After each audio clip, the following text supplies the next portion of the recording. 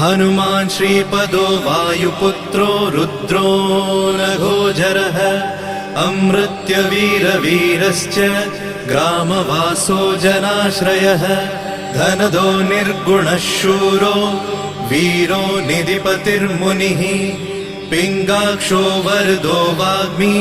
सीताशोकविनाशकः शिवः शर्वत्परो व्यक्तो